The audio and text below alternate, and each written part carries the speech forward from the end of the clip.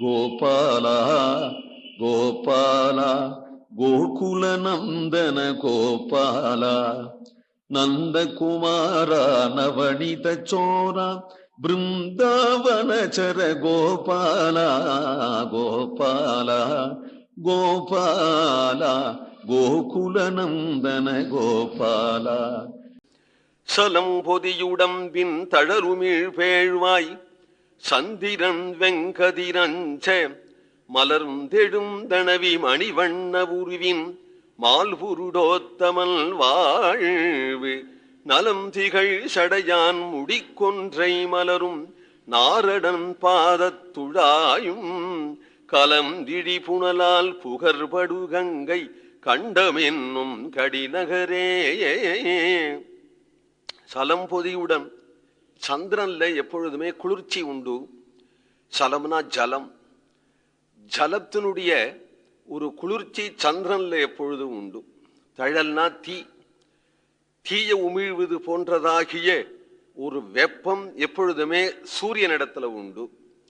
சந்திரன் கதிர், இந்த சந்திரன் கதிர் உஷ்ணமான கிரணம் உடைய கதிர் சூரியன், குளிர்ச்சியான கிரணம் உடைய சந்திரன், இந்த ரெண்டு பேர்களும் இயற்கையாகவே காந்தி உடையவர்களாக இருந்த போதிலும் எப்படி பரமபதத்தை சொல்லும் பொழுது நதத்திர சூரியோபாதி நசந்திர தாரகம் என்று சூரியனோ சந்திரனோ செல்லாத பரஞ்சோதியான இடம் என்று சொல்லுகிறோமோ, அதுபோல பரஞ்சோதியான எம்பெருமான் மலர்ந்து எழுந்து அணவி மணிவண்ண உருவின் மால் புருடோத்தமன் வாழ்வு, அது ஆகாயம் வரையிலும் அணவி நிற்கும்படியான மலை.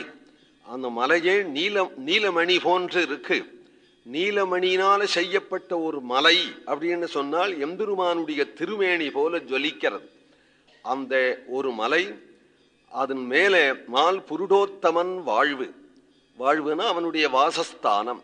புருஷோத்தமன் அங்கு இருக்கும்படியான திவ்ய தேசம்.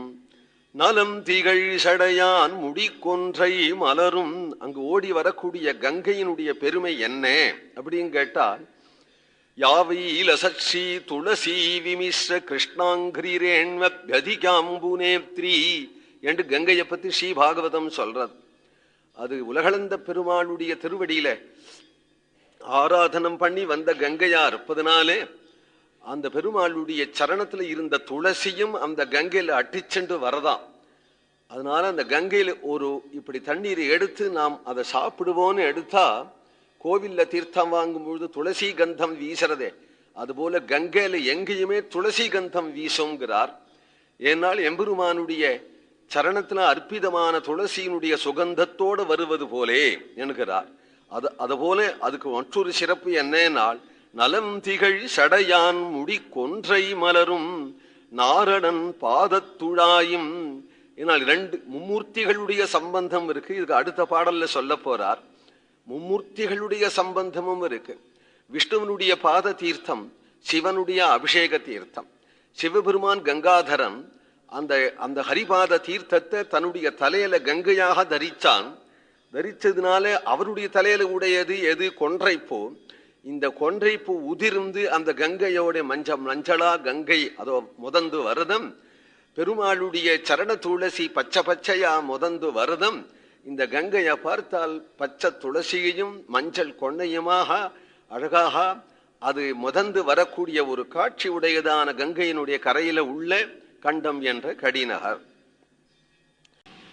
கோவிந்தநாம சங்கீர்த்தனம்.